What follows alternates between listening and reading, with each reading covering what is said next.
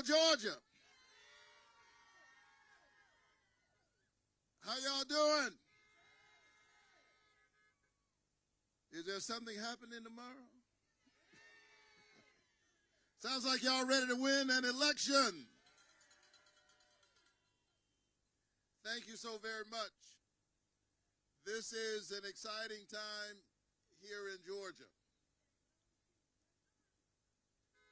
That's right, put on your shoes.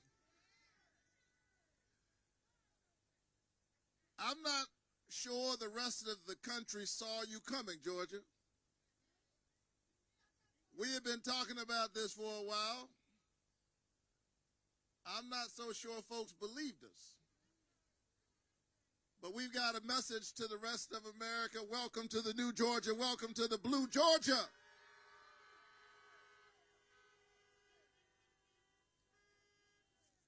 Something is happening. There is a lot of energy on the ground. I've been moving all across this state, talking to the voters of Georgia.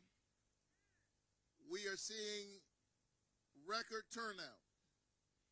Over 3 million folks have voted during the early voting period. That is unprecedented, historical, and stunning.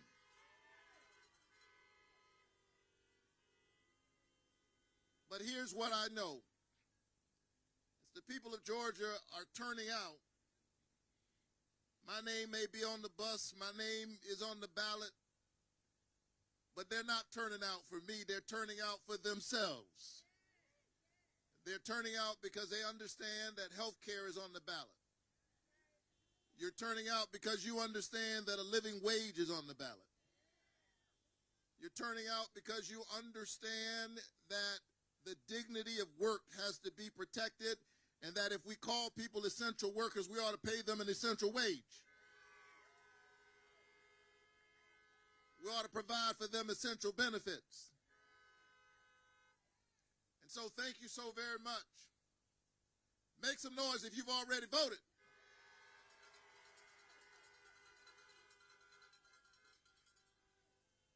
Thank you for voting. But here's the deal. If you've already voted, and I know, the folks who gather for a rally like this, I already knew the answer to that question. Look, I'm a pastor. I know when I'm preaching to the choir. But even the choir needs rehearsal every now and then.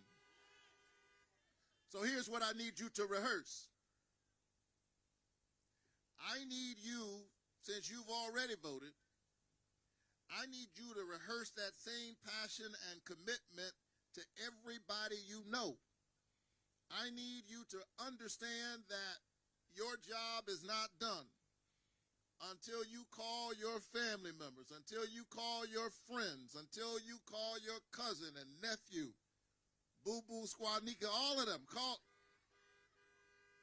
the folk who owe you money. Call Lottie, Dottie, and everybody, and tell them that the hour is late. We are down to the wire.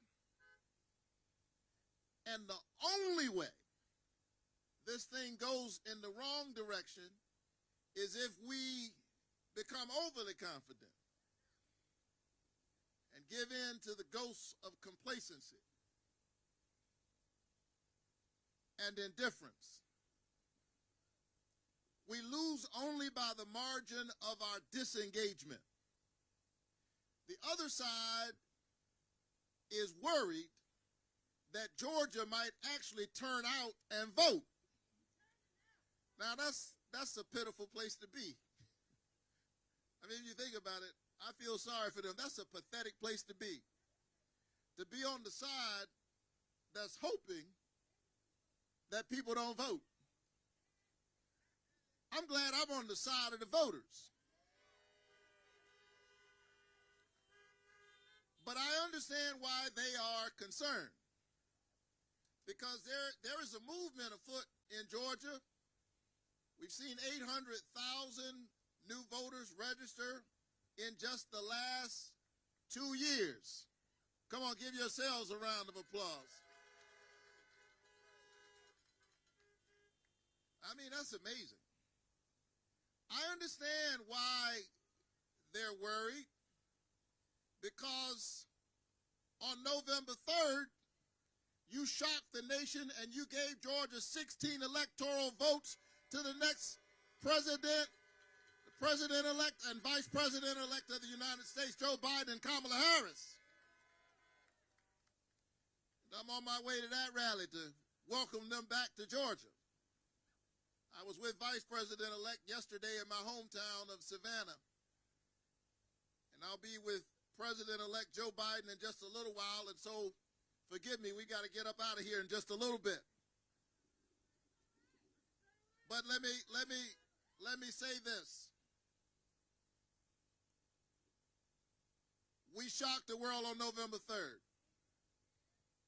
We're looking good for early voting, vote by mail. But I'm serious, I need you to call everybody you know and make sure they turn out to vote. Make sure that they show up. It is absolutely urgent. And we need to win by a comfortable margin. Because, you know, funny things go on. Now, you may have heard over the weekend that a certain man made an interesting phone call. Did y'all hear that phone call?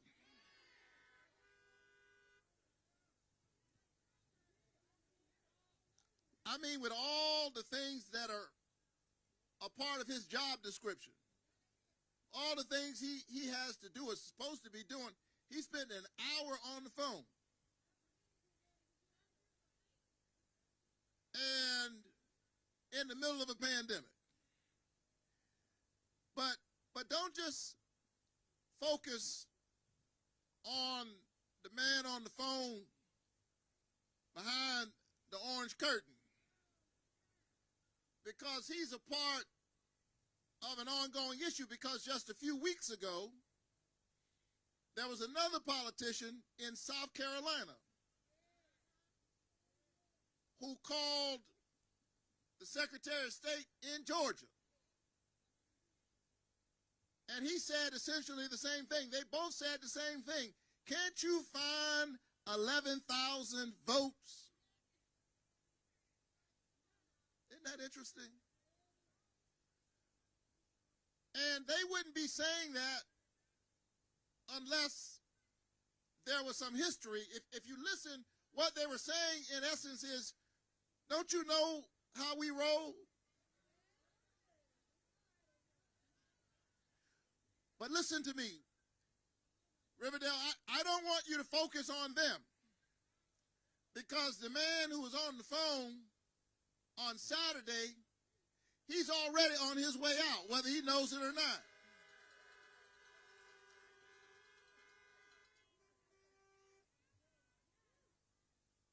Pay him no mind.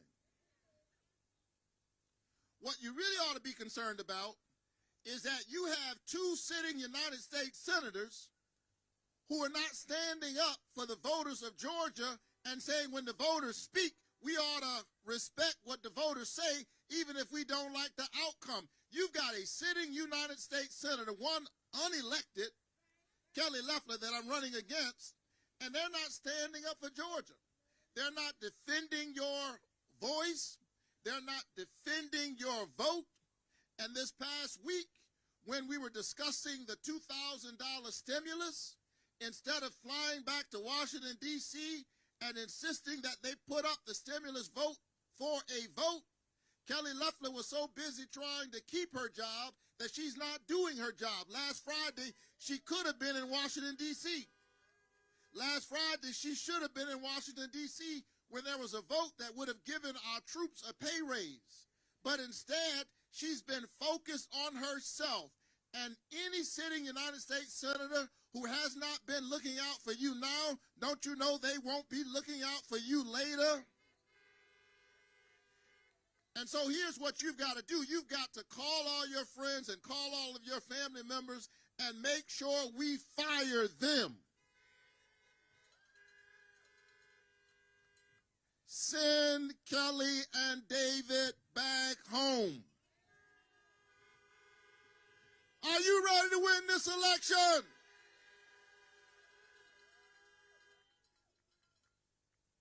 She's been running the most negative campaign in Georgia history, telling all kinds of lies, trying to misrepresent my record. As we say in church, calling me everything but a child of God. Any church folk out there? I'm just checking. Scandalizing my name? Well, that's all right. I was with my mama yesterday. I got a praying mama. She's 82 years old. She grew up in Waycross, Georgia. She used to pick cotton in Waycross, other people's cotton.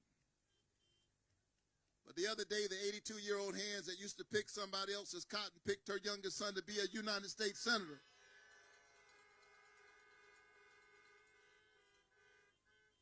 And my mama, who's a praying woman, a wise woman, she said, son, don't worry about it. It's not what they call you, it's what you answer to. And in just a little while, she can call me Senator Warnock.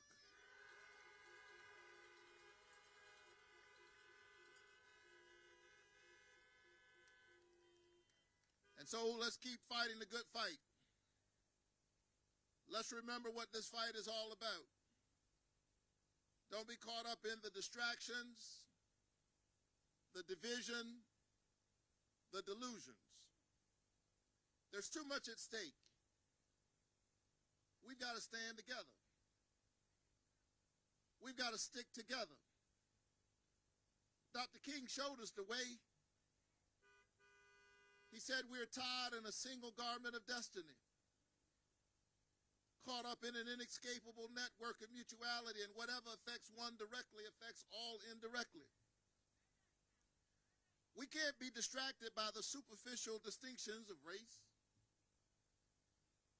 The differences are actually unremarkable. What binds us together is far more interesting. We should have known a long time ago that we need one another. But then came along a tragic, deadly pandemic that has taken the lives of now about 350,000 Americans, 10,000 Georgians. We should have known before the pandemic that we are tied in a single garment of destiny. We should have known before the pandemic that you need your neighbor to have health care. But then there comes this airborne, deadly disease. Deadly and airborne. And if my neighbor coughs, I am potentially imperiled by my neighbor's cough. That doesn't make my neighbor my enemy. It just reminds me that I have a stake in my neighbor's destiny. Because my neighbor's destiny may well be my own. We are as connected to one another in our humanity as a cough. Every time you sneeze, know that that sneeze is reminding you that you are connected to your neighbor, so you should want your neighbor to have health care, because if she is uncovered, you're unprotected. But not only that, you should want your neighbor to have access to a livable wage. You should want their children to be able to attend quality schools so that they can take care of you and pay into your Social Security.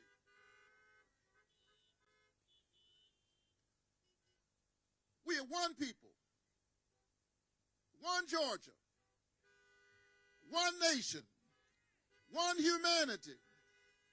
And we must stand together in this defining moment. Don't allow the old politics of division to trick us, because while we are looking and feeling threatened by one another. The folk who represent the status quo are laughing all the way to the bank. They're busy enriching themselves while you're becoming sicker and poorer. And so since so many of us are already sick, in the spirit of Fannie Lou Hamer, don't just be sick, get sick and tired. Matter of fact, don't just get sick and tired. Fannie Lou Hamer, who stood up in 1968 at the Democratic Convention, she said, I'm sick and tired of being sick and tired. I'm sick and tired of having to say what we ought to already know. And so I want you to take that frustration and take that righteous indignation and take it all the way to the polling booth so that we can say to our children and our grandchildren that in this defining moment, we stood up for the best in the American covenant. We want to be able to say that we did what we could, that we believed in that covenant, e pluribus unum, out of many one. And we stood for it, and we defended it, and we stood with our neighbors, and we remembered those who were lost. That we didn't sleep through this moment. And so my dad, God bless his memory, inspires me even now. He's gone, but he's a part of the great cloud of witnesses. And he used to wake me up every morning at dawn. And the thing about waking up at dawn is that it's morning, but it's still dark. It's dark, but morning is on the way. I know this has been a difficult and dark time. We've lost loved ones and we've lost livelihoods, but I want you to know that morning is on the way. And Scripture tells us that weeping endures for the night. The joy comes in the morning. And so my dad would wake me up every morning because he didn't believe you should sleep too late. And he would say to me on a weekday, he would say to me on a Saturday, he didn't care what day of the week it was, he would say, get up, get dressed, put your shoes on, get ready. And I said, Dad, get ready for what? It's Saturday. He said, I got something for you to do. I said, what do you want me to do? He said, I don't know. I'll figure that out later. Just be ready. I'm glad that my dad told me to be ready because he knew that the moment would come when I would just need to be prepared. And I want you to know that in this defining moment in American history, I'm ready. I'm ready to be your next United States Senator.